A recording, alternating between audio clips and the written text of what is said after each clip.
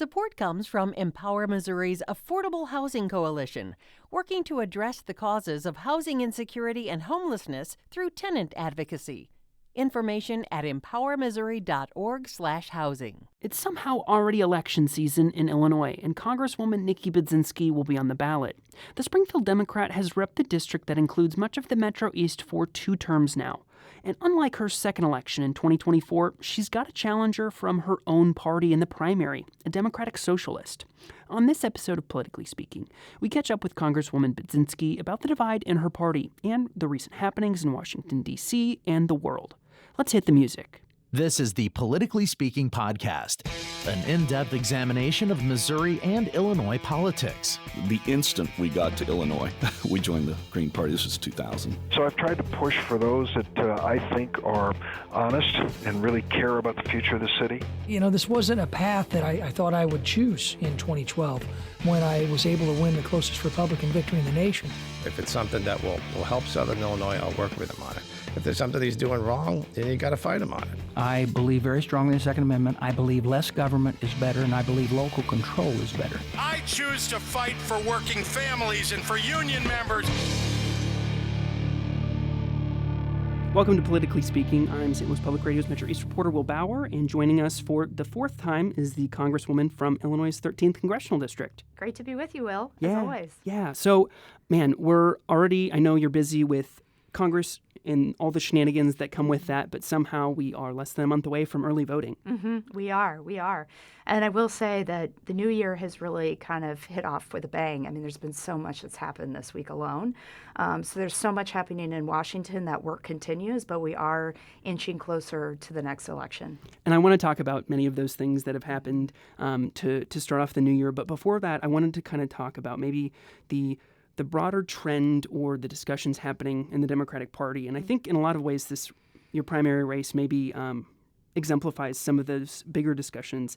And I think we should start it with maybe a discussion of what prompted it, which is the 2024 election. So from your vantage point, what went wrong for your party in November 2024? Well, look, I think that one of the things that as a party we lost touch with, and a lot of the communities even that I visit as a national party, that connection to working people.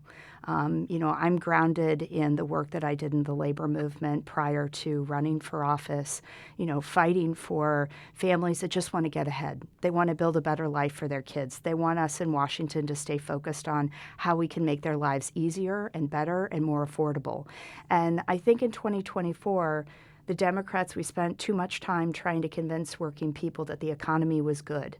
And we were coming at them with a lot of facts and figures. Interestingly, I think that's something that President Trump is also making that same mistake right now, too, with facts and figures that just don't resonate. I think what I learned in 2024 is that how you feel about your day-to-day and how your family's doing is really a feeling. It's not a statistic.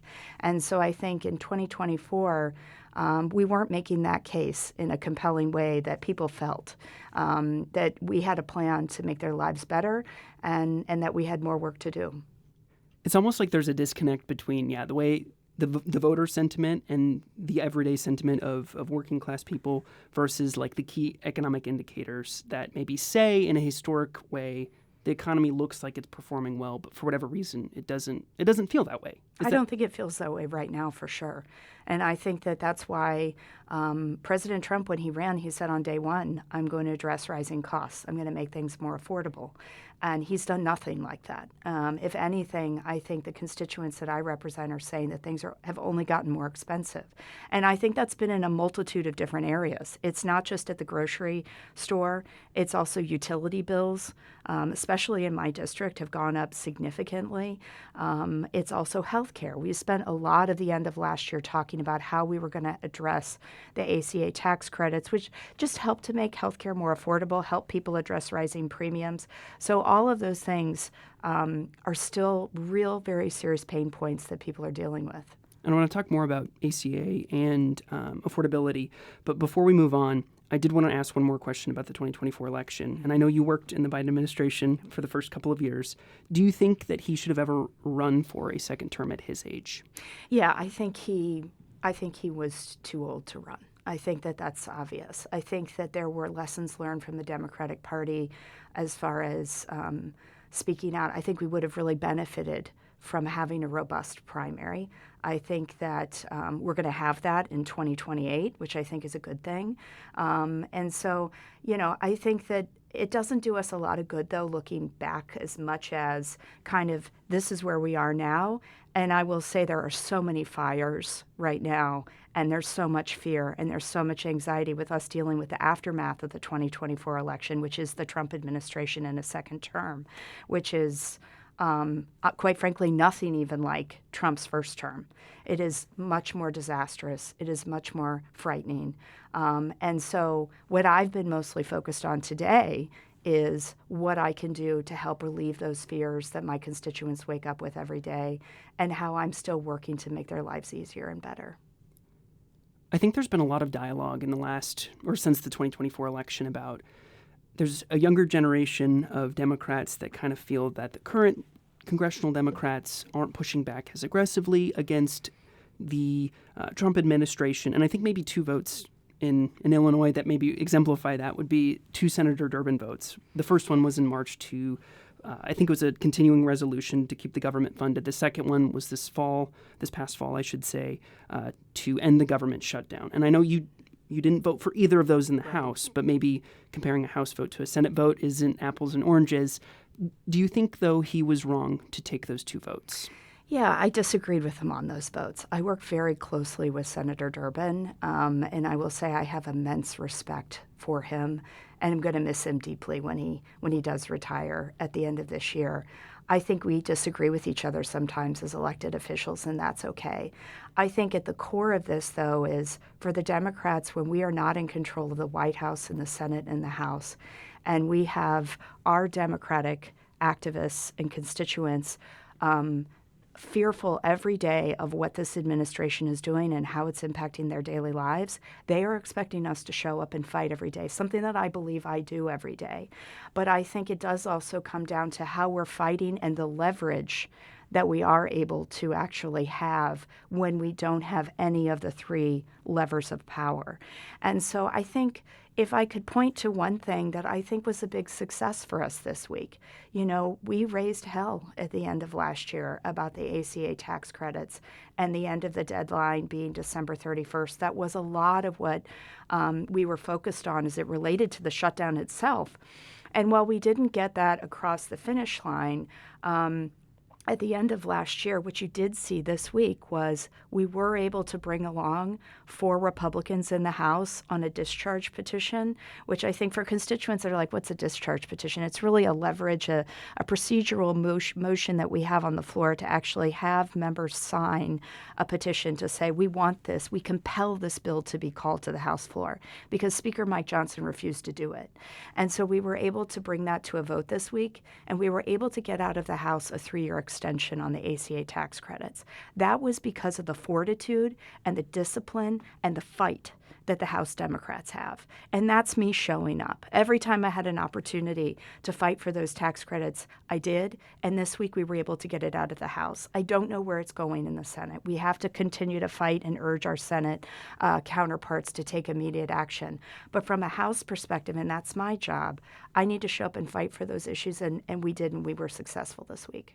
And given that those tax credits were kind of at the center of the shutdown, do you think, and I hate boiling politics that impacts people's lives into a win or loss column, but I know there was a lot of people in the Democratic Party that felt we have the upper hand in this government shutdown discussion. Was it a mistake for Senator Durbin and the 7 others of the Democratic caucus to agree with Republicans to end the shutdown without the ACA subsidies? Yeah, I think the honest answer is we'll never know. I mean, I think that that shutdown, the shutdown, so to speak, that reopened the government. I think, though, at that time, and I was visiting with a lot of food banks, I was talking to a lot of constituents who were facing empty EBT cards going into the holidays. We were seeing flights being canceled. There were definitely very, very real pain points. Can I say for certain that had we held out, something would have broke and maybe we could have gotten it done? Maybe, and that's why I voted against the continuing resolution. But I think the short answer is we don't know. But what did come out of it, again, just trying to stay on the positive, is we did actually force it to a vote this week in the House, and we got it out of the House. So not perfect, but it was a fight worth fighting, I think. Were you shocked that it passed the House? Well, look, I honestly was shocked. To be honest, there were 17 Republicans that joined us in that final vote. I was surprised that there weren't more. And why I'm surprised is because health care has become too expensive in this country. And that's not in blue districts. That's in red districts. What this administration, it's in both districts, but what this administration has done to health care in this first year is horrible. I mean, we're talking about ACA, but there are so many other Americans that rely on Medicaid to help them be able to access a hospital, access preventative health care. They've gutted almost by $1 trillion Medicaid dollars. So it's not that this ACA tax credit is happening in a vacuum. All of our constituents in every single district in this country are feeling the pain of unaffordable health care. I am just shocked that Republicans, only 17 of them joined us. And maybe continuing on that discussion of affordability, one of the politicians who kind of sparked a lot of discussion about affordability is the new New York City mayor. And I want to ask you more about affordability in a second. But while we're kind of talking about, the fight or the discussions happening amongst Democrats, what, if anything, do you think his election in New York City says about broader Democratic politics in 2025 or now 2026? Is that people want us to focus on affordability and cost of living, and they want big ideas to do that, and that there's a hunger out there for authenticity. I think Mamdani is a very authentic leader in the party, and I think he spoke to his beliefs. I don't agree with him on all of his beliefs, certainly, but I do believe that he's authentic. He met people where they were. He made commitments, and he understood, most importantly, the cost of living in the most expensive city in the country was something that needed to be tackled. And so I think, again, going back to lessons learned from 2024, it is about working people. It's about helping them get ahead. When they see corporations all across this country and internationally making so many record profits, and they're not getting ahead, the system is unfair and it's rigged against them, and we can do better. And I think in that election, he spoke to that. I would also argue, though, my colleagues, Abigail Spanberger and Mikey Sherrill, who became governors of New Jersey and Virginia, also successfully, in their own style and in their own way, for their states, spoke to that. It was about affordability, and all three of them won on that. What should Congress do? And I know we're kind of discussing the ACA. I would imagine the subsidies would be a potential solution to healthcare costs. But what else should Congress be doing to address affordability if it's not this year, after the 2026 midterms? That's a great question, because we stayed very focused on the ACA tax credits, and that while that is one tool to helping to make healthcare more affordable, it's not a one-and-done situation. There are so many other things we can be doing to tackle affordability, because I do believe we live in the richest country in the world, and healthcare should be affordable and accessible to everyone. The tax credits are one thing. The other thing I've been co-leading on is taking on pharmacy benefit managers. They're the middlemen. This is bipartisan too, Will. This is a middleman that is standing in between the patient and the pharmaceutical company, helping to set the prices for pharmaceutical drugs in this country. And I would argue they are jacking up the prices of those drugs. We need more transparency in that industry, and I've signed on to legislation to do that.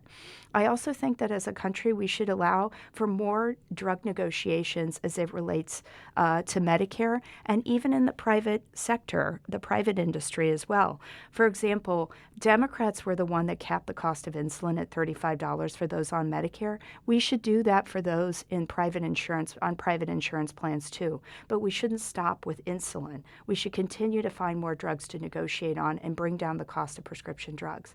But it isn't just with healthcare. Just today on the House floor, I voted on a piece of legislation to help build more homes. We have a affordable housing crisis. We need to build more homes. We need to clear out the bureaucracy to make it easier to build more homes in this country. I voted on that just today. I would also say I'm finding opportunities to speak out and fight for working people in my district when it comes to those that are customers at Family Dollar or Dollar General.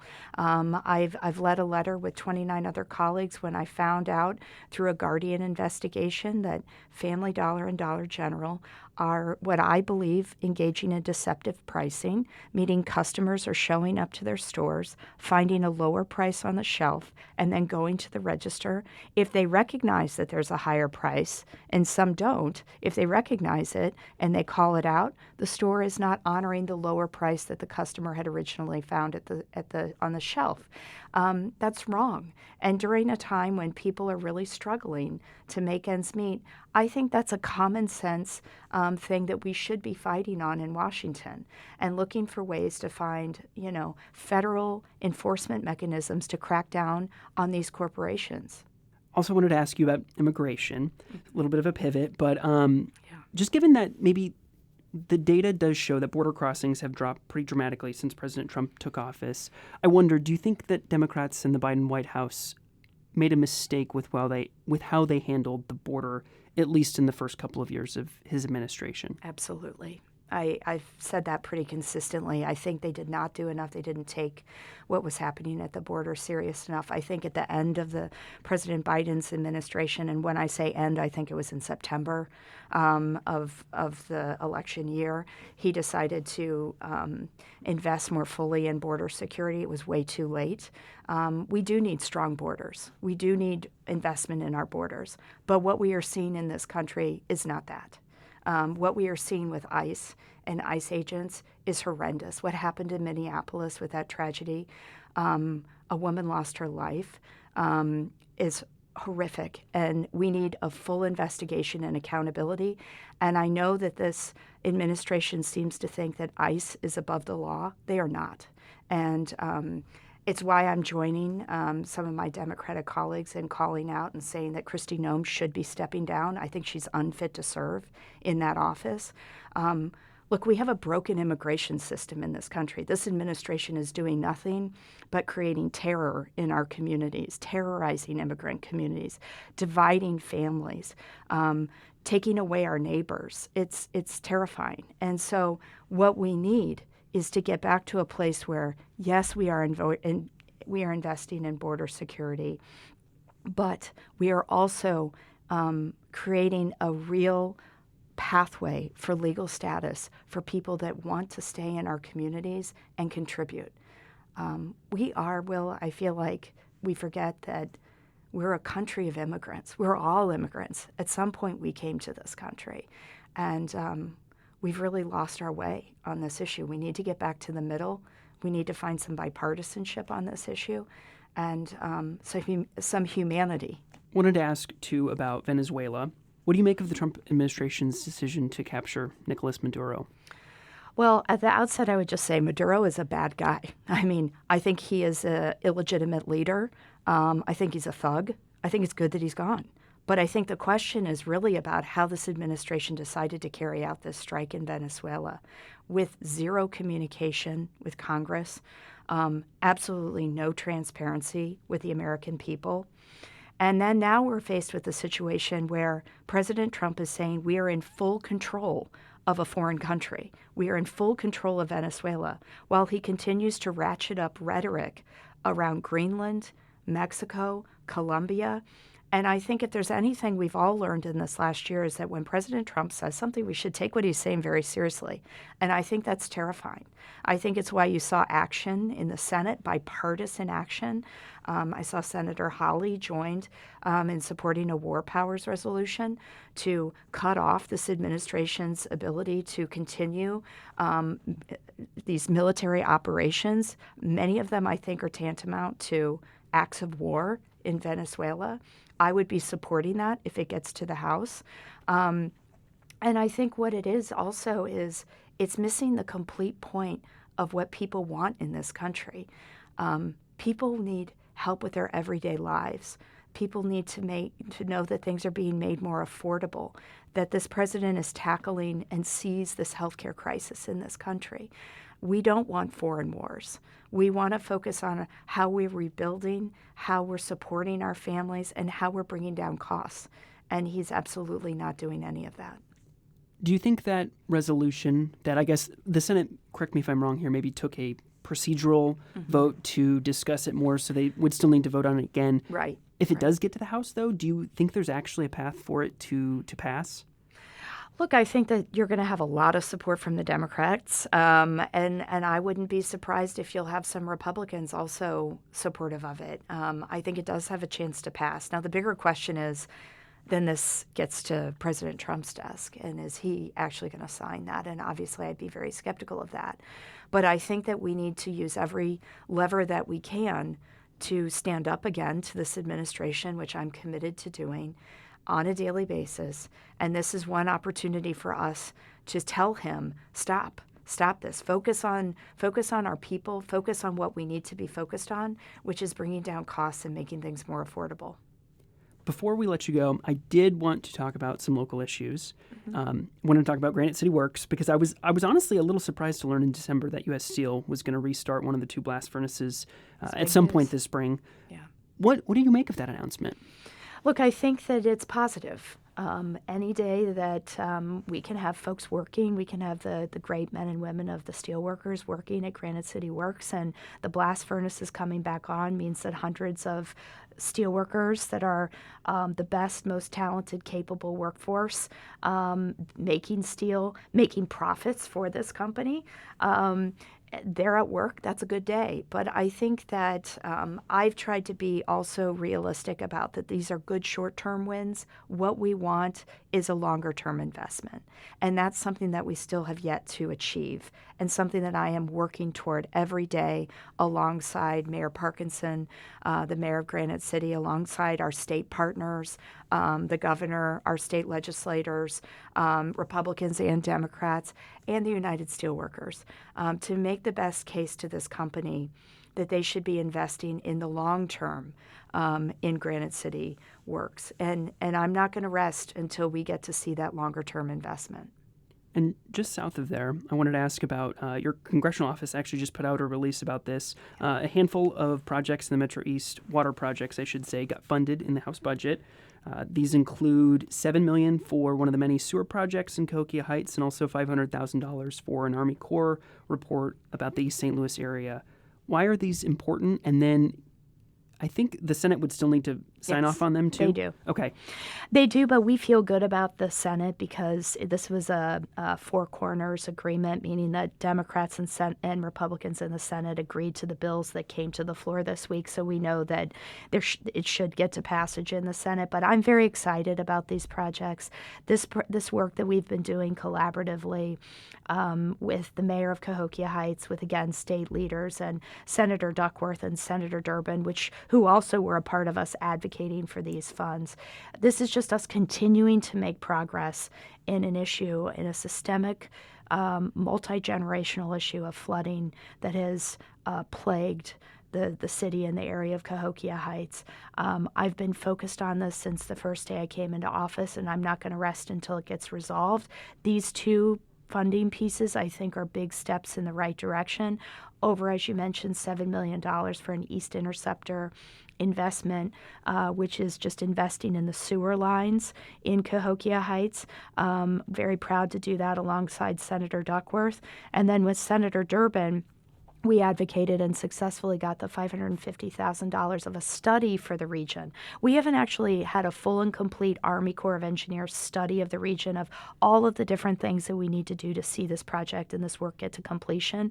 This is going to update that and really give us the roadmap to what we need, all the things that we need in order to reach resolution. So I'm excited about both of them for different reasons, but they obviously all fit together in this master puzzle piece, or puzzle that we have, that is Cahokia Heights. But to see resolution and finally justice for these constituents that have had literally raw sewage, coming up into their homes from pipes that have been outdated and flooding that has been neglected and not dealt with for far too long.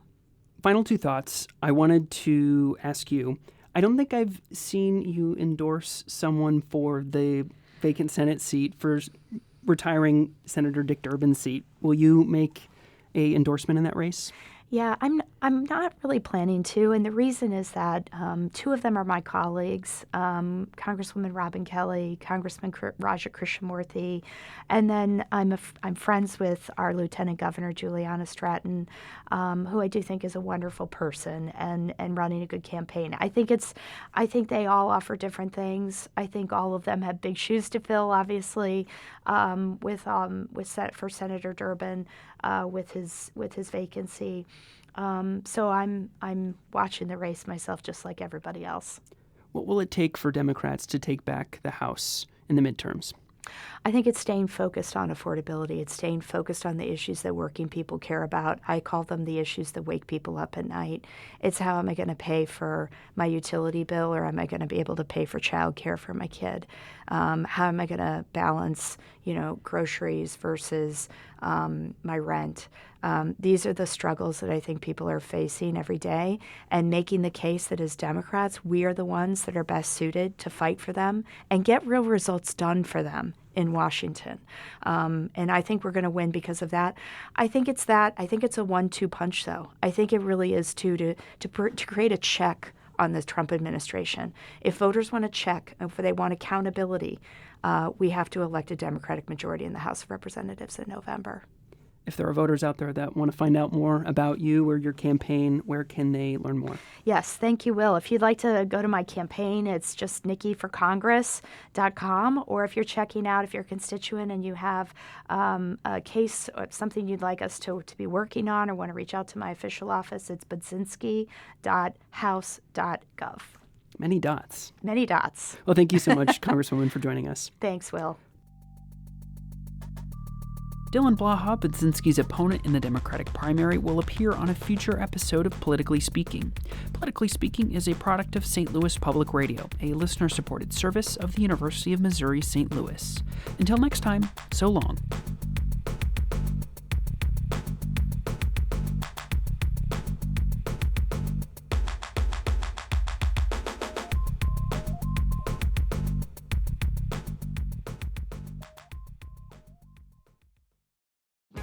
If you have a smart speaker, you have access to the entire world of NPR and St. Louis Public Radio.